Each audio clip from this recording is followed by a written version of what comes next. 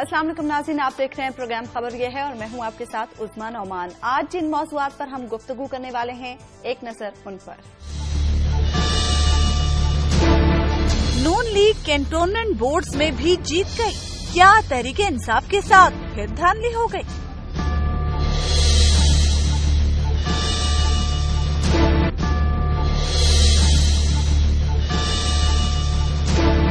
Pakistan peoples party का लियारी में जलसा, उज़ैर बलोच की वापसी की राह हमवार हो गई।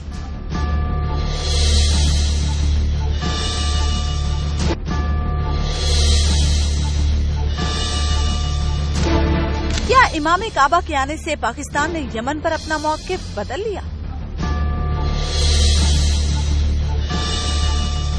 तो सबसे पहले हम बात करेंगे कैंटोनमेंट बोर्ड्स के नतायज के हवाले से। हारून साहब, जो नतायज आए हैं उसके बाद कहीं तहरीके इंसाफ फिर से धांधली का शोर तो नहीं मचा देगी? मैंने आपसे पूछा था नहीं फिक्र किसका। ये फिक्र जो मौसूफ का है, साफ फिक्रे से खुशबू आ रही है अली जनाब। बात यह है कि तहरीके इंसाफ वालों को अगर ये खुशफहमी थी कि वो इससे ज्यादा तनासब होगा तो वहां खुशफहमी का इकबाल ने कहा था कि खुद फरेबी ऐन हयात है, यानी बाज़ औक़ात खुद फरेबी ही आदमी को सहारा दे सकती है। मुझे तो रत्ती बराबर इस पर ताज्जुब नहीं है। एक थोड़ा सा अंदाजा गलत साबित हुआ कि पीपल्स पार्टी की सीटें जमात इस्लामी के बराबर हो गई, बिल्कुल बराबर। एक सीट का फर्क क्या फर्क है? कहीं जमात इस्लामी का आदमी 10-20 वोट ज्यादा ले लेता तो उसके 7 हो जाते, 6-7 कम ले लेता तो इनकी 6 रह जाने। जो जमात इस्लामी के कवरिंग कैंडिडेट्स जीते हैं वो तराजू के निशान पर नहीं जीते, वोट डालें तो ज्यादा हो जाता। अच्छा, ज्यादा तो 9 बनती। तो फिर मतलब यही हुआ ना जी कि बराबर हो गया, बल्कि जमात इस्लामी से भी नीचे चले गया कैंटोनमेंट्स में, दही चंद में नहीं और बहुत सी जगहों पे नहीं, सेनेट में नहीं, बहुत सी जगहों पे। लेकिन दीमक लग गई है और दीमक को रोकने का कोई इरादा नहीं है। ठीक है जी, घर में रखना चाहते हैं सब कुछ, शरीफ खानदान भी सब कुछ घर में रखना चाहता है। तो ये अब चलन, इस सियासत का ये चलना तो है नहीं ना। देखिए, बिल्कुल संजीदगी के साथ मैं अर्ज करता हूं, बात यह है कि इमरान खान साहब नहीं ले जा सकते अपने वोटरों को पोलिंग बूथ पर। 2013 में नहीं ले जा सके, वजह क्या? 96 में नहीं ले जा सके, वजह क्या? 2002 में नहीं ले जा सके, 2008 में बाइकाट किया। वजह उसकी मेथोडोलॉजी है ना, ये सियासत तो नहीं, ये तकरीरें तो नहीं है ना। इसके लिए तो तंजीम चाहिए, इसके लिए तरबियत चाहिए, उसके लिए आदमी, मैंने उनकी खिदमत में पेश किया था, अपना ज्यादा जिक्र करना अच्छा नहीं लगता कि हारून ख्वाजा ये काम कर सकते हैं। और हारून ख्वाजा वो आदमी हैं कि जब उनसे 96 नवंबर के इलेक्शन के लिए नवाज शरीफ साहब ने राब्ता किया और कहा कि आप ये काम कर दे कि एमपीए की सीट उनके हवाले, 2 एमपीए के हल्के होते हैं ना, तो एमएनए के हल्का 2 हिस्सों में बांटा जाता है। एक ले लिया हुसैन नवाज ने, यंग आदमी था 23 साल का, और एक हारून ख्वाजा ने ले लिया, वो 26 साल का था, सीए करके नए नए आए थे। तो वो उन्होंने ले लिया, तो उन्होंने एक सिस्टम डेवलप किया जो इनकी समझ में नहीं आता था रवायती सियासतदानों की। हो सकता है मियां साहब को भी कुछ ताज्जुब हुआ उस वक्त, लेकिन वो वर्क कर गया और फिर मियां साहब उससे सहूलत के साथ जीते रहे। 95 जब आप शायद 122 है या 123 है, आपको वो बंदोबस्त हर काम के लिए आदमी चाहिए ना। आपने खबरें पढ़नी है, इन्होंने तबसरा करना है, मैंने कॉलम लिखना है, और इसमें जो मैं तबसरा कर रहा हूं तो दखल दर माकूलात ही है। तो वो अपना सिस्टम डेवलप करना होता है, हर एक को सही जिम्मेदारी सौंपनी होती है। अब वो ये वर्कआउट कभी किया ही नहीं। उन्होंने ये नहीं वर्कआउट किया कि मीडिया में कौन जाएगा, कैसे जाएगा। मैं उनसे 2 साल कहता रहा कि वर्कआउट कर ले, मैं इसमें जो थोड़ी बहुत खिदमत मैं भी कर सकता हूं। तो मीडिया सेल उनका नाकाम है। इतना ही आना था, अगर इससे जरा कम भी होता तो मुझे ताज्जुब न होता। पॉपुलैरिटी उनकी बरकरार है, उसमें कमी नहीं आई है। अब जहां तक मेरा अंदाजा है, मैं कोई दावा करने की पोजीशन में, कोई भी दावा करने की पोजीशन में। अच्छा हबीब साहब, नताइज के हवाले से हम मजीद भी बात करेंगे। जावेद हाशमी साहब ने आज ये कहा कि तहरीके इंसाफ के पास धांधली के मुकम्मल सबूत नहीं है, इमरान खान नौजवानों को बेवकूफ बना रहे हैं। देखिए, इनकी धांधली का केस, जावेद साहब को बना लिया तो नौजवानों को क्यों नहीं बना सकते? देखिए, जो धांधली का केस है ना, वो बहुत वीक पड़ गया है। वो अगर तो 25 अप्रैल से पहले वो जो कुछ भी कहते थे वो सुना जाता था, गौर किया जाता था, लेकिन 25 अप्रैल के बाद اب ان کی بات پر غور نہیں کیا جاتا، وہ سنی نہیں جائے گی، وہ بات اپنا لسٹر کھو چکی ہے. اس کی وجہ یہ ہے کہ جو NA 125 جہاں سے سعد رفیق صاحب جیتے الیکشن، اور ان کا خیال تھا کہ سعد رفیق صاحب نے بہت زیادتی کی ہے حامد خان صاحب کے خلاف، وہ کل کے الیکشن نے یہ ثابت کر دیا کہ 125 میں PMLN نہ صرف جیتی تھی بلکہ جیتی ہے. اور دھاندلی کے جو الزامات ہیں وہ اتنے زیادہ سٹرونگ نہیں ہیں، یعنی فٹ لیس ہیں، جس کی بنیاد پر کوئی فیصلہ سعد رفیق کے خلاف کرنا اب مشکل ہوگا، کیونکہ پولیٹیکل امپلیکیشن بھی ہیں. جی جی آپ کو ابھی تک کوئی عہدہ آفر نہیں کیا نون لیگ؟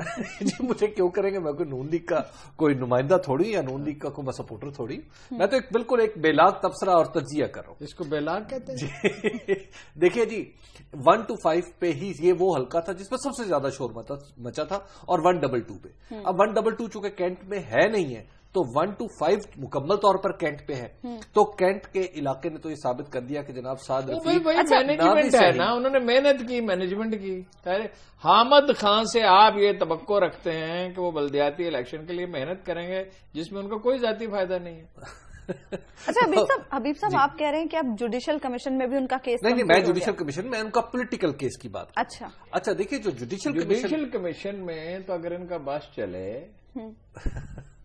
تو یہ ججوں کو فیصلہ ڈکٹیٹ کرا دیں. اچھا بریک لے لیتے ہیں یہاں پر، اور بریک کے بعد بھی ہم ڈسکشن کا سلسلہ جاری رکھیں گے.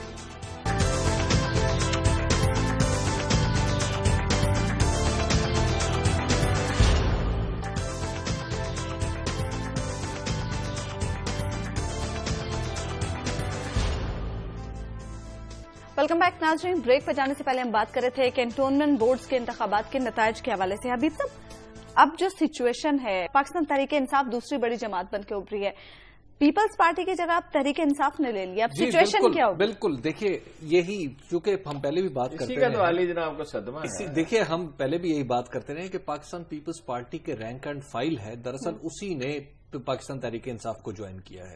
وہی لوگ جو پہلے ماضی میں پیپلز پارٹی کو سم ہاؤ سپورٹ کرتے تھے وہ آج پی ٹی آئی کے ساتھ ہیں. تو لہٰذا پی ٹی آئی نے بہت تیزی سے جو پاکستان پیپلز پارٹی کی جگہ لے لی ہے، اور آئندہ بھی مجھے لگ رہا ہے کہ وہ کنٹینیو کرے گی، اس مقام کو وہ ریٹین کرے گی. لیکن اگرچہ یہ مقام اول نہیں ہے، مقام ثانی ہے، یعنی پروبیبلی حکومت بنانے میں شاید نہ آ سکے انلیس کہ کوئی PMLN بہت بڑی غلطی کر سکے. اچھا دیکھیے میں جو میں عرض کر رہا تھا دھاندلی کے بارے میں، دھاندلی کا جو دوسرا پولیٹیکل کیس ہے وہ ہے NA 110 کا، یعنی جو خواجہ آصف کا حلقہ ہے. خواجہ آصف کے حلقے میں بھی کلین سویپ کے قریب. ایک منٹ جی، اس پہ آپ نے ججمنٹ دے دی، اس پہ ہمیں کوئی رائے دینے کا موقع نہیں دیں گے. نہیں آپ کی رائے لیں گے. فرمائیے آپ، مطلب جناب والا اس میں ان کا ایک موقف ہے تحریک انصاف کا جو بالکل میڈیا پہ نہیں آیا، کیونکہ احتیاطاً وہ خود بھی اپنا موقف کم ہی بیان کرنا پسند کرتے. وہ یہ کہتے ہیں کہ اس کی ذرا حلقہ بندیاں دیکھ لیں جو ہوئی ہے کینٹ لاہور کی، اس میں کینٹ کے علاوہ علاقے شامل ہیں، کچی آبادیاں شامل ہیں، اور اس میں اس نے پہلے سے کام کیا ہوا ہے. صرف اسی سے واضح ہو جائے گا کتنی بڑی دھاندلی ہوئی. ہارون صاحب غالباً اس پہ وہ اردو کا محاورہ ہے نا، وہ ناچ نہ جانے تو پھر آنگن کے اوپر ہم کوشچن، اگر آنگن ہو ہی ٹیڑھا، چلو ناچ بھی نہ آتا ہو، مگر آنگن بھی اگر ٹیڑھا ہو تو مسئلہ یہ دیکھیے حلقہ بندیوں میں دھاندلی نہیں تھی. کراچی میں MK والے مرضی کی حلقہ بندی نہیں کراتے رہے. ہر روز تو نہیں ہو سکتی. کینٹ کے حلقے تو ڈیفائنڈ ہے پہلے سے. نہیں کینٹ کے حلقے نہیں بنے، ہو سکتا ہے کہ آپ کی بات میں کچھ حقیقت کا شائبہ بھی ہو، کبھی کبھی ہوتا ہے. لیکن یہ چیک کر کے کل جب اگلے فرائیڈے کو آئیں گے اس پروگرام میں تو بتائیں گے کہ اس الزام میں کچھ صداقت ہے کہ حلقہ بندیوں میں خواجہ سعد رفیق نے دھاندلی کی ہے. خواجہ صاحب ہیں MA کالج کے پڑھے ہوئے، ان کے والد گرامی کے ہم نیازمند تھے اور بہت ہی اعلیٰ آدمی تھے، نفیس آدمی تھے. خواجہ صاحب کو دھاندلی کا موقع ملے اور نہ کریں تو ذرا مشکل ہے. اچھا یعنی جو پہلا سوال میں نے اٹھایا تھا کہ پاکستان تحریک انصاف دھاندلی کا شور مچائے گی، تو کچھ ہے ایسا کہ کوئی الزام تو ہے نا ان کے پاس؟ مجھے تو انہوں نے اطلاع دی ہے کہ آپ اس کو چیک کریں، اور مجھے کہا کہ آپ پوچھ کے بتائیں. میں تو اب بے شک مجھے وہاں جانے کو جی تو نہیں چاہتا، اس طرح کی مشقت میں رپورٹنگ میں تو اب نہیں ہوں، لیکن میں جاؤں گا، اس کا پتہ کروں گا اگلے جمعے کو. یہ بھی پتہ کر لیں، میں بھی پتہ کر لوں گا، اور آنےسٹلی جو صورت ہوگی وہ بتا دیں گے. ایک ذمہ داری ہوتی ہے اخبار نویس کی. ابھی تو یہ ان کے موقف کے طور پہ میں نے عرض کیا. اگر یہ ہم پتہ کریں گے صحیح ہوا تو ہم کہیں گے ہاں یہ درست ہے، اور اگر یہ غلط ہوا تو کہیں گے ہاں بالکل غلط ہے. تو اب دیکھیے یہ جو مجموعی طور پر ان الیکشنز نے جو کنٹونمنٹ بورڈز کے ہیں یوں لگ رہا ہے کہ جیسے پاکستان تحریک انصاف کا دھاندلی پر موقف جو ہے وہ کمزور کر گیا. باقی رہ گئی اب خود دیکھیے خود انہی کی صفوں میں گو وہاں کے نہیں وہاں سے نکالے ہوئے تو ہیں. جاوید ہاشمی صاحب بھی یہی بات کر رہے ہیں, وہ کہہ رہے ہیں ان کے پاس ثبوت ہی مکمل نہیں ہے. اچھا ہارون صاحب, بلدیاتی انتخابات میں بھی یہی پیٹرن رہے گا؟ میرا خیال ہے تحریک انصاف کی سیٹیں کچھ کم ہوں گی اس میں تناسب سے, اس لیے کہ یہ ایک پیٹرن ہے جہاں ووٹر ان پڑھ ہیں وہاں سب سے زیادہ ووٹ تو پڑتے تھے پیپلز پارٹی کے, اب تو ویسے ہی شکست و ریت کا شکار ہے. نون لیگ کی جہاں تعلیم بہتر تھی وہاں زیادہ ہوتے تھے مقابلے جب یہ دونوں پارٹی تھی. اب یہ پیٹرن یہ ہے کہ تحریک جہاں تعلیم زیادہ ہے اور فوجی زیادہ ہیں, ریٹائرڈ فوجی زیادہ, وہی ریٹائرڈ فوجی ہوں گے. سروے فوجی کتنے ووٹ ڈالتے ہوں گے؟ سارے تو نہیں ڈالتے ہوں گے, چند ایک ڈالتے ہوں گے, 10-20% ڈال دیتے ہوں گے. جن کینی صاحب سے تو میں نے پوچھا تھا اس دن کہ آپ ووٹ ڈالیں گے, انہوں نے کہا میں تو مصروف ہوں گا تو ہو سکتا ہے میں نہیں ڈالوں. مطلب یہ تھا کہ میری جان چھوڑ مجھے کیوں رسوا کرتا ہے. اور پھر اگلے دن ڈالا, اور پوچھتا ان سے کوئی سکتا ہی نہیں دنیا میں کہ کس کو ڈالا, تو کہ سیکرٹ بیلٹ ہوتا ہے بھائی. اندازہ تو کر سکتا ہے, اندازہ میں اندازہ کر سکتا ہوں, لیکن پوری طرح یقین نہیں ہے کہ وہ اندازہ درست ہوگا. ٹھیک ہے نا, یہ مجھے اندازہ ہے, اگر میں نے کبھی کتاب لکھی تو لکھ دوں گا, لیکن وہ یہ ساری گفتگو میری سن کے بدمزہ بہت ہوتے ہیں. بھائی اب میں چیف آف آرمی اسٹاف بھی نہیں رہا, اب ہماری ملاقات بھی کمی ہوتی ہے, اس کے باوجود یہ باز نہیں آتا اس کام سے. اچھا وہ کراچی میں اتنا بڑا واقعہ ہے اس کا آپ کو ذکر ہی نہیں کر رہا. اچھا وہ صدر صاحب نے آرڈر کر دیا ہے 3 دن میں اس پہ کارروائی کرنا. جی سبین محمود کے قتل کا, جی بالکل سبین محمود کے قتل کا کیس. آپ کو پتا قصہ کیا ہے, وہ کیا ہے, معاملہ کیا ہے, مجھے اس کے بارے میں کچھ. ایک تو پاکستان کی تاریخ کا یہ نادر واقعہ ہے. ایک تو یہ واقعہ پیش ہے نا کہ وزیر اعظم صاحب بگی میں بیٹھ گئے جس میں صدر بیٹھتا ہے, ان سے ٹیمپٹیشن رجسٹ نہیں جس دن چینی صدر آئے ہوئے. ایک یہ عجیب واقعہ پیش آیا کہ صدر کا کوئی اختیار نہیں ہے کہ وہ سندھ حکومت کو کوئی بات کہیں. ٹھیک ہے, ممنون حسین صاحب منتخب صدر ہیں پراپر, بالکل ٹھیک ہے, لیکن وہ چونکہ سمجھتے ہیں کہ صدر کا یہ دائرہ کار ہے آئین کے مطابق اور روایت کے مطابق بھی, اب تو اس لیے وہ تو نہیں دخل دیتے. تو انہوں نے ایک تو یہ واقعہ انہوں نے پونی رکھ لیا. کنہوں نے؟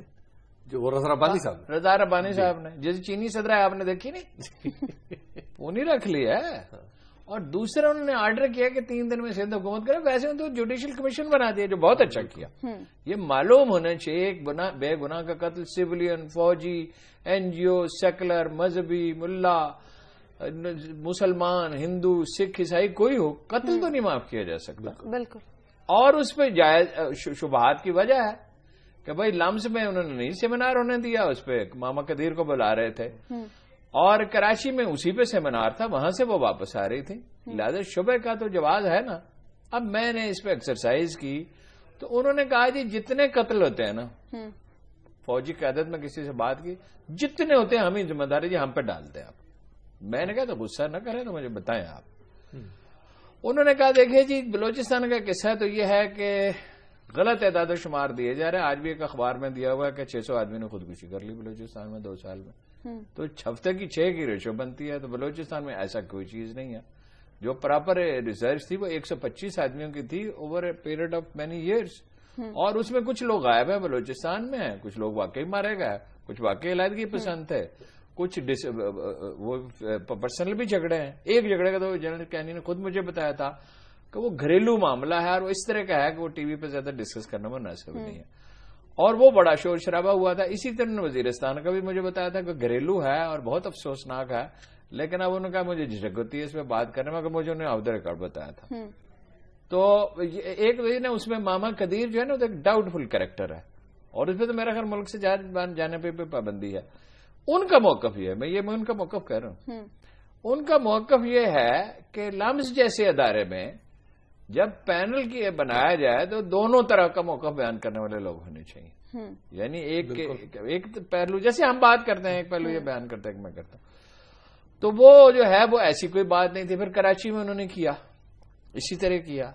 اب انہوں نے کہا ہم نے تو کہا انٹیلیجنس ایجنسیاں اس میں تعاون کریں گی, لیکن اس میں مسئلہ ایک عجیب ہے. یہ فیصلہ تو نواز شریف صاحب کریں نا, چیف ایگزیکٹو, یا سندھ حکومت اپنے طور پہ بھی کر سکتی ہے. صوبائی حکومتوں کے بعد 18ویں ترمیم انہوں نے ہی منظور کی تھی. اب یہ کیا صوبائی انہوں نے 18ویں ترمیم کے یہ معمار ہیں سینٹ کے چیئرمین صاحب، اور اب یہ وفاق سے حکم دے رہے ہیں. کتنی بڑا تضاد ہے.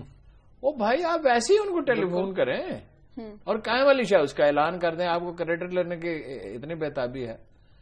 یعنی عطا ربانی کے فرزند کو، عطا ربانی صاحب جو قائد اعظم کے ایڈی سی تھے جن کے یہ بیٹے ہیں، ان کو تو کبھی کریڈٹ کی فکر نہیں، اور ان کو فکر ہی صرف ایک کریڈٹ کی ہے. اور حالانکہ پونی سے تو کریڈٹ نہ مل سکتا، نہ اس طرح کے احکامات سے مل سکتا.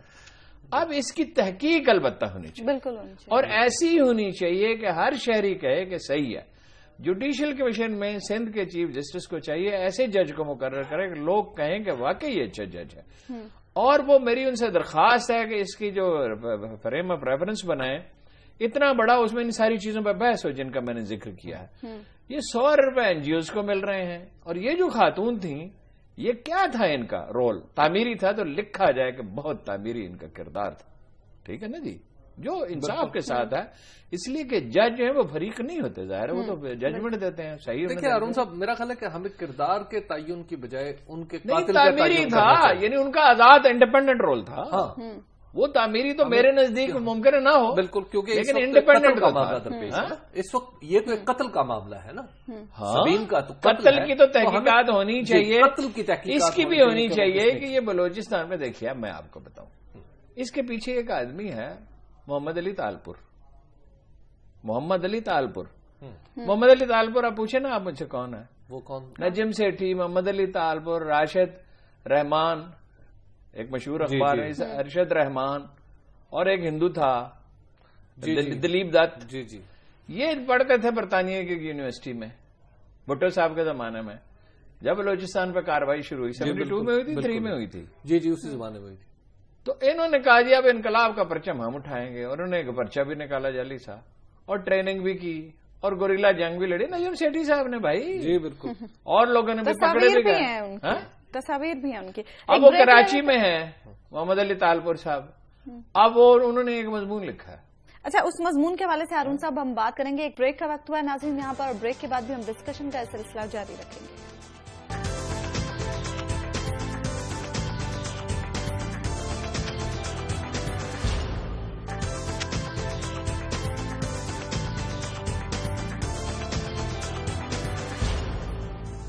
ویلکم بیک ناظرین.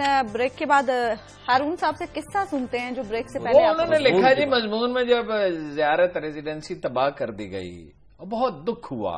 2 دفعہ میں نے بلوچستان کا سفر کیا زیارت ریزیڈنسی کو دیکھنے کے لیے. یعنی کوئٹہ میں بھی جائیں گے، مگر یہ بھی تھا کہ زیارت ریزیڈنسی جو، اور ریکویسٹ کی کسی سے، آج پھر کچھ چند مہینے پہلے ریکویسٹ کی کہ اب اس کی تعمیر نہ ہو گئی تو وہاں لے جائیں، وہاں جا کے آنکھیں ٹھنڈی کریں اور قائد اعظم کو یاد کریں، ان کے لیے دعا کریں. میں تو مزار پہ بھی جاتا ہوں، کراچی جاتا ہوں، ہمیشہ تو نہیں لیکن کوشش کرتا ہوں کہ چلا جاؤں اور فاتحہ پڑھوں اور ان کے بلندی درجات کے لیے دعا کروں. وہ محمد علی تالپور صاحب نے لکھا ہے کہ زیارت ریزیڈنسی تو امپیریلزم کا ورثہ، اور دوسرا یہ ہے کہ اب تو وہاں جاتا ہی کوئی نہیں. وہ میں جاتا ہوں تالپور صاحب، میں جاتا ہوں، اور اتنے دور سے جاتا ہوں، اور پوری شام انہیں یاد کرتا ہوں، اور پھر اس کی باز گشت میرے دل میں رہتی ہے، اور پھر اس پہ ایک کالم لکھتا ہوں اکثر. تو آپ لوگ نہیں جاتے نا، اور آپ کو تو یہ لگتا ہی نہیں کہ آپ کا وطن ہے. ہمارا تو وطن ہے، ہمارا گھر ہے، اور ہمارا تو وہ باپ سے زیادہ محترم ہے قائد اعظم. بالکل. تو وہ بنائے انہوں نے 5-7 ہزار ایسی جگہ بنائی تھی. شاید زیارت ریزیڈنسی کچھ خوبصورت بلڈنگ میں سے ایک ہے، اس لیے کہ وہ آپ کو پتا نا وہ درخت کیا ہے، وہ 3,500-4,000 سال کے بعد تو کاٹا جاتا ہے. یہ دنیا کا قدیم ترین دوسرا قدیم ترین جنگل ہے، صرف ایک اس سے زیادہ قدیم ہے. اچھا اب یہ لوگ ہیں جو، دیکھیے یہ خاتون کا قصہ الگ ہے اور بڑا افسوسناک ہے، وہ تو ظاہر ہے. اس کو تو جو آدمی جسٹیفائی کرے اس کے سینے میں دل نہیں ہے اور انسانیت نہیں ہے، کسی بھی قتل کو جو جسٹیفائی کرے. لیکن یہ بلوچستان کو ایشو بنانے کی کوشش کہاں سے ہو رہی ہے؟ India, MI6، CIA، Balochistan. اب انہوں نے نکال دیا افغانستان سے ان کو. یہ افغانستان میں تھے نا، عربی یار مری اور دوسرا برہم داغ بھگتی. لندن میں حکومت پاکستان نے کہا، چودھری نثار نے کہا نا ہمارے حوالے کریں، اشارہ کیا نا. بھائی ان کو کیا دلچسپ بات یہ ہے کہ نجم سیٹھی صاحب نے کہا ہے کہ غیر ملکی ہاتھ ہو سکتا ہے. اس کو کہتے ہیں فالس فلیگ آپریشن، یعنی فرض کیجئے راہ کرے. مجھے نہیں پتا کہ اس نے کیا، میں تو کیا سرائی نہیں کر سکتا اس پہ. راہ کرے اور اشارہ دے آئی ایس آئی کا، اور اس کا کتنا چانس ہے؟ امکان تو اندیشہ تو اس کا 100% ہے، اس لیے کہ یہ آنا ہی آئی ایس آئی پہ تھا. آئی ایس آئی نے رکوایا نا لاہور میں سیمینار، اب کراچی میں سیمینار ہوا تو راہ کے لیے ان کی جگہ کھڑے ہو کے سوچے بیسٹ اپرچونٹی تھی، اور انہوں نے راہ نے اور کبھی کوئی اپرچونٹی ضائع نہیں کی، تو یہ کیوں ضائع کرتا ہے؟ اس پر کوئی اس کو کارروائی دیکھنا ہونی چاہیے. چاہیے. پیپلز پارٹی کا جلسہ ہو رہا ہے حبیب صاحب، ابھی ہم دیکھ رہے تھے زرداری صاحب خطاب بھی کر رہے ہیں، اور زرداری صاحب نے لیاری کے لیے 1 ارب روپے کے پیکج کا اعلان بھی کیا. دیکھیے پیپلز پارٹی کا لیاری میں کم بیک ہے، اور لیاری میں یہ کم بیک بہت سارے واقعات ہیں. اس میں کچھ تو گفتنی ہے اور کچھ ناگفتنی ہے. کچھ ایک دم بتائے جائیں، آج چونکہ ان کا جلسہ ہے تو گفتنی کون کون سے؟ دیکھیے بات یہ ہے کہ ایک تو نبیل قبول کی واپسی. نبیل قبول نے کچھ آپ یوں کہیے کہ ان روڈ بنانے کی کوشش کی ہے. وہ پیپلز پارٹی میں شامل ہو گیا، پیپلز پارٹی میں شامل ہونے کے لیے وہ کوششیں کر رہے ہیں، اور وہ مسلسل گفتگویں ان کی جاری ہیں. تو کچھ چند ایسی چیزیں ہیں، اب وہ کس کام کے ہیں کہ وہ باہر. نبیل قبول ابھی بھی بہت سارے کام کے، آپ کو پتا ہے کہ پارٹی کو بہت کچھ چاہیے ہوتا ہے، اس میں کہیں تو پیسہ بھی چاہیے ہوتا ہے، اور کبھی بڑے ہاتھ پاؤں والے لوگ چاہیے، اور بڑے ہاتھ پاؤں والے لوگ بھی چاہیے ہوتے ہیں. تو لہٰذا ایک تو یہ ہے کہ ان کا کم بیک ہے. دوسرا یہ ہے کہ شاید مجھے بڑے ہاتھ پاؤں اور چھوٹے دماغ کے لوگ.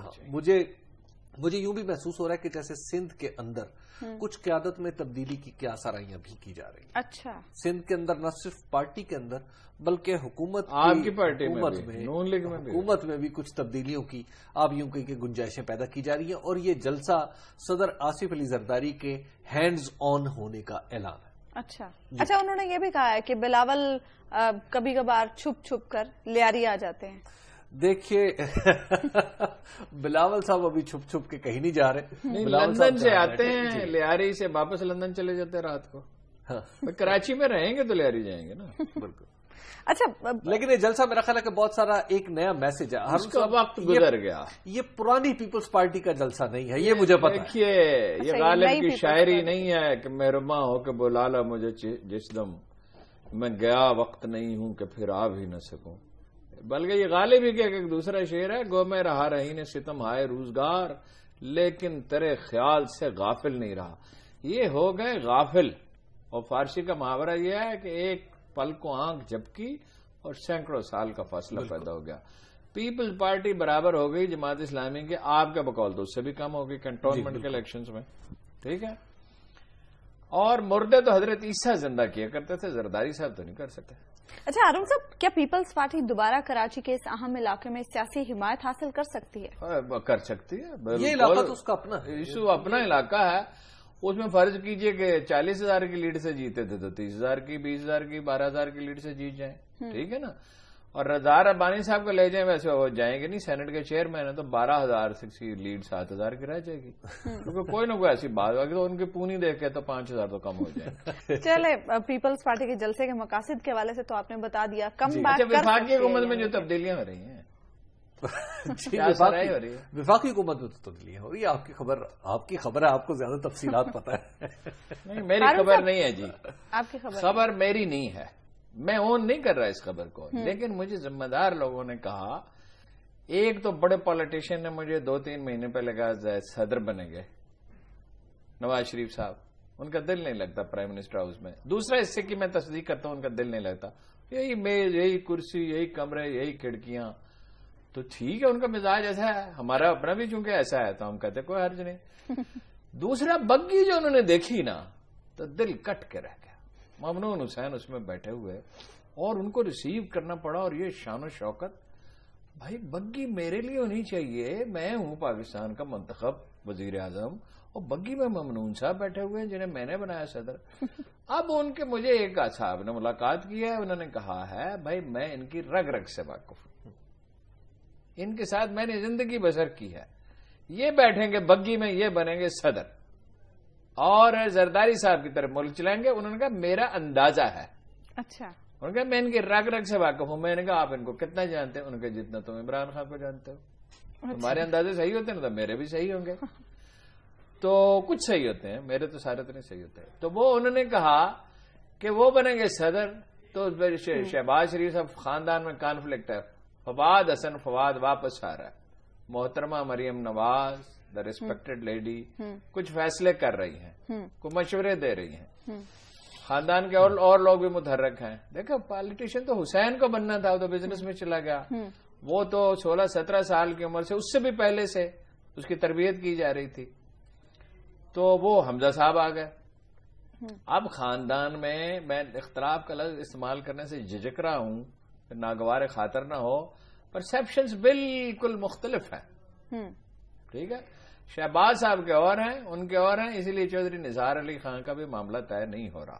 اچھا، جو افسر انہوں نے بھیجے تھے، یہ آپ کو پتا ہے بہت سے افسر شہباز صاحب نے بھیجے تھے. جی بالکل، خدا کا شکر ہے آپ نے ایک بات کی تصدیق. ایک بریک لے لیتے ہیں ہارون صاحب، اور وہ آ رہے ہیں واپس.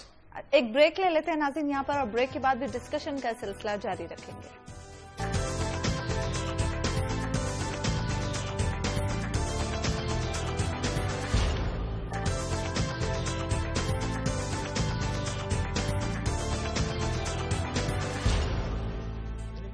ویلکم بیک ناظرین. اب ہم بات کریں گے امام کعبہ کے دورہ پاکستان کے حوالے سے. ہارون صاحب، امام کعبہ کے آنے سے پاکستان کے موقف میں کوئی تبدیلی آئی ہے؟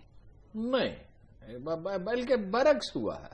اچھا، اس کا تعلق ان کے آنے جانے سے نہیں ہے. نواز شریف صاحب نے، میں نے آپ کو بتایا تھا، وزیر اعظم میاں محمد نواز شریف نے احتجاج کیا ہے کہ آپ نے یمن پہ حملہ کیا، ہمیں آن بورڈ لیا نہیں، ہمیں بتایا ہی نہیں. جس وہ دیکھے نا، وہاں پاکستان کا جھنڈا بھی رکھ دیا اور کہا پاکستان ہمارے ساتھ ہے. ٹیکن فار گرانٹیڈ لیا نا. جب جنگ میں حلیف جاتے ہیں، وہی نپولین کا فکرہ کہ there are allies and enemies in politics, no friends. تو ایلائز کو اعتماد میں لیا جاتا ہے نا. حملہ کر رہا ہے، اتنا بڑا واقعہ، اور پاکستان کو بتایا ہی نہیں. تو پولائٹلی ان کو آفر بھی کی، یہ مدد کر سکتے ہیں، یہ مدد کر جو کر سکتے ہیں، مگر آپ کو ہمیں اعتماد میں لینا چاہیے تھا. آپ نے دیکھا نہیں کیسے خوشباش تھے وزیر اعظم صاحب، عربوں کے پاس تو کوئی جواب ہی نہیں تھا. امام کعبہ کے آنے سے دیکھیے یہ ساری اپوائنٹمنٹس وہاں بڑی سلیقہ مندی کے ساتھ کی جاتی ہیں. پاکستان کی طرح نہیں ہے مسجدوں میں حکومت کے خلاف تقریریں ہو رہی ہوں. ان کے دوست تقریریں کرتے ہیں کافی مسجدوں میں حکومت کے خلاف، ہر حکومت کے خلاف. یہ اس حکومت کی بات نہیں. وہاں تو بڑا کیئرفل انتخاب کیا جاتا ہے، اور وہ انہوں نے بھیجا، اس کا عوامی تاثر بہتر ہوا. ان کا موقف کے بارے میں لوگوں میں کچھ تاثر بہتر ہوا. کیونکہ چودھری پرویز الہی تو بہت دن سے کہہ رہے تھے کہ بھائی سعودی عرب کی غیر مشروط حمایت کی جائے، اگرچہ لفظ نہیں استعمال کرتے تھے، اور مذہبی جماعتیں بھی کہہ رہی تھیں. تو امام کعبہ جب جا رہے تھے منصورہ، تو میں نے جماعت اسلامی کے ایک لیڈر سے کہا کہ سیاسی دورہ ہے، انورٹڈ کامز میں. تو انہوں نے اس میں تبصرہ صرف اتنا کہا اچھا. میں نے کہا آپ کو نہیں پتا. تو اس سے ایک تاثر جو ہے سعودی عرب کے حق میں رائے کچھ بہتر ہوئی ہے، میرا خیال ہے. ہم کوئی سروے تو نہیں کر رہے تھے. اور ایران کے حق میں جو لوگ چیخو پکار بہت کر رہے تھے، وہ بھی ملا تھے. اس میں سوٹ ٹائی والے ملا زیادہ تھے، جو سمجھتے تھے کہ کسی کی سمجھ میں نہیں آئے گا، ہم سیکولر بن کر، غیر جانبدار بن کر، تو انگریزیاں لکھ کے تو جناب اڑا کے رکھ دیں دوسروں کو. کوئی کسی کو اڑا کے نہیں رکھ سکتا. فائنلی جو عوام جو ہیں وہ حقیقت پسند ہوتے ہیں. فائنلی جو چیز سوٹ کرتی ہے. دیکھیں نا، لوگوں نے عمران خان کے جلسوں میں گئے 3 گنا نون لیگ کے جلسوں سے. جب ووٹ دینے کا وقت آیا تو انہوں نے سوچا تجربہ کار لوگوں کو ووٹ دینے چاہیے. یہ تو پہلے کے ایجنٹ نہیں بھیج سکے، ٹکٹ غلط دے دی ہے، اور ان کو بزنس کلاس کی پتہ نہیں ہے پرابلمز کا، اور فوج بھی لا تعلق ہو گئی. ٹھیک ہے نا. ہم سب تحریک انصاف پہ بات چلی ہے، تو ایک اگر کسی آدمی نے 5 لاکھ روپے لینے ہوں جہانگیر خان ترین سے، تو وہ کیسے لے؟ ادھار لینا ہو نہیں، اگر یا کسی نے قرض واپس لینا ہو. اچھا، وہ تو اتنے گھما پھرا کے کیا بات کر رہے ہیں. رفیق صاحب نے رٹ کیا ہے، وہ رٹ آپ کے پاس ہے، راستے میں آپ مجھے بتا چکے ہیں. یہ ہے وہ رٹ. ہاں جی. تو مجھے تو آپ ایسے دکھا رہے ہیں کہ مجھ سے کسی نے 5 لاکھ روپے لینے ہیں. بھائی میں نے آپ کے دینے 20,000 روپے، وہ میں کہہ چکا ہوں اب بھی لے مجھ سے. نہیں، یہ رفیق خان صاحب بھی چونکہ ہمارے جاننے والے تو مجھے کیا بتا رہے ہیں. دیکھیے بات یہ ہے کہ رفیق خان صاحب نے، میں آپ کو عرض کر دوں کہ دھاندلی تو چلو اپنی جگہ ہے. رفیق خان صاحب نے کہا ہے کہ جناب میں نے 2013 کے الیکشن میں ایک خاتون مریم بطول صاحبہ کی حمایت، یعنی جہانگیر خان ترین صاحب کے کہنے پہ ان کی مدد کی تھی پیسوں سے. اچھا، تو وہ سارا حساب کتاب لڑ کس کے خلاف رہے تھے؟ لڑ بھی محترمہ کس کے خلاف لڑ رہی تھی؟ محترمہ جو تھی انہی کے احمد محمود فرزند کے خلاف بہاولپور سے. بالکل. تو جہانگیر ترین نہیں چاہتے ہوں گے آبویسلی کہ ان کا نام آئے تو انہوں نے کسی اور سے کہا آپ پیسے بھیجیں میں آپ کو دے دوں گا. یہی ہے کہ بالکل یہی. میں نے تو اندازہ ہی لگایا نا. بڑی آپ خبر نکال کے لائے تھے جناب. نہیں میں تو 5 لاکھ روپے کی ریکوری تو اب ان کا معاملہ حل کرانا چاہ رہے ہیں. دیکھیے میں تو کر رہا ہوں، ہو سکتا ہے جسٹس وجیہ الدین سے یہی ہے نا کہ جسٹس وجیہ الدین صاحب سے انہوں نے کہا. اور جو اصل بات ہے وہ جسٹس وجیہ الدین نے وہ ڈیزالو کرنے سے انکار کر دیا. انہوں نے کہا کمیشن سٹے کرے گا، عمران خان اس کو ڈیزالو نہیں کر سکتے. عمران خان نے ان سے ملنے کی خواہش ظاہر کی، اس دفعہ نہیں پہلے. انہوں نے کہا میں نہیں مل سکتا، آپ کا کیس آپ کے خلاف کیس ہے میرے پاس. اچھا ہارون صاحب، میرے پاس ایک خط بھی آیا ہے اور آپ کے نام سے یہ خط میرے پاس آیا ہے. انہوں نے یہ معاملہ ہم پہلے بھی اپنے پروگرام میں اٹھا چکے ہیں. انہوں نے آپ سے یہ درخواست کی ہے کہ KASB بینک میں ان کی رقم جو فریز ہو چکی تھی، اب 5 مہینے اب اس بات کو ہو چکے ہیں، اور انہوں نے اپنے بچوں کے رشتے طے کر رکھے تھے اور ان کے بچوں کے رشتے جو ہیں اتنا دردناک واقعہ ہے کہ مجھے اس پہ بات کرتے ہوئے بڑی اذیت ہو رہی تھی اور غالباً اسی لیے میں لاشعوری طور پہ بھول بھی گیا. ایک آدمی نے بینک میں پیسے جمع کرائے، یعنی ہزاروں لوگوں نے، شاید لاکھوں. KSB مجھے خود ایک دفعہ میری 2 لاکھ روپے اس میں جا چکے ہیں. پتہ چلا بینک وہ ہے ہی نہیں، بینک کا نام ہی بدل گیا، اس کو مرج کر دیا. یہ شوکت عزیز کے زمانے میں کچھ قوانین بنے تھے، بینکوں کی بڑی بالادستی ہو گئی ہے. وزیر اعظم پاکستان کو اس کا نوٹس لینا چاہیے. لیکن اسٹیٹ بینک کے جو پریزیڈنٹ ہوتے ہیں، چیئرمین گورنر ہوتے ہیں، ڈپٹی گورنر قاضی صاحب تھے، وہ تو بڑے بھلے آدمی تھے، پتہ نہیں ہیں یا نہیں. میں کراچی جاتا تھا تو ان کی خدمت میں حاضر ہوا کرتا تھا. وہ خدا کا خوف کریں، لوگوں کے پیسے انہیں دیں. یعنی بینک پیسے دینے سے انکار کیسے کر سکتا ہے؟ ڈیلے کیسے کر سکتا ہے؟ ڈیلے ایک طرح کا انکار ہے. بچوں کی شادیاں انہوں نے لکھا، میں نے اس خط کو پڑھا تھا، ٹوٹ گئی ہیں ان کے بچوں کی منگنیاں، شادیاں. دیکھیے میاں اظہر آنسوؤں کے ساتھ روئے تھے. یہ مجھے یہ قصہ سناتے ہوئے کہ وہاں شمالی لاہور میں شادرہ میں گلیوں میں گندا پانی بھر جاتا ہے اور بارات واپس چلی جاتی ہے، 2-2 فٹ گندا پانی بہ رہا ہے، منگنیاں اور ٹوٹ جاتے ہیں. تو انہوں نے رو کے آنسوؤں کے ساتھ رو کے کہا کیا وہ میری بیٹیوں سے کم ہے؟ کیا ان کا حق میری بیٹیوں سے کم ہے؟ میری بیٹی سے کم ہے؟ اور انہوں نے اختلافات پیدا ہوئے، اتنے تلخی ہوئی کہ وہ چھوڑ کے چلے گئے. ہارون صاحب، انہوں نے یہ بھی کہا ہے کہ گورنر صاحب کو اور گورنر اسٹیٹ بینک کو اس پر مبارکباد بھی دیتے ہیں. نہیں تو دکھے ہوئے دل سے ہے، بد دعا لگ جائے گی. دیکھیے اسٹیٹ بینک کو بھی لگ سکتی ہے بد دعا. دیکھیے اسٹیٹ بینک کوئی سٹین لیس اسٹیل کا بنا ہوا نہیں ہے. کہ ایکچولی وہ ایک آدمی نے کہا پروفیسر احمد رفیق اختر سے کہ میرے لیے دعا فرمائیں، کہا کہ اس میں ایوان صدر ملوث ہے. انہوں نے کہا میں آپ کو یقین دلاتا ہوں کہ ایوان صدر پہ اللہ کا حکم چلتا ہے اتنا ہی جتنا کسی اور جگہ پہ چلتا ہے. اسٹیٹ بینک جو ہے اس کو بد دعا نہیں لگ سکتی. مظلوموں کی، مظلوم کیا اور عرش الہی کے درمیان تو کوئی چیز آئے. اور دیکھیں ایک تو ہے اس معاملے کا انسانی پہلو اور دوسرا ہے تکنیکی پہلو. ہمیں سب سے پہلے تو اسٹیٹ بینک سے یہ پوچھنا چاہیے کہ آپ کا تو کام ہی صرف بینکوں پر نظر رکھنا ہے، آپ کے ہوتے ہوئے یہ بینک ویک کیسے پڑا؟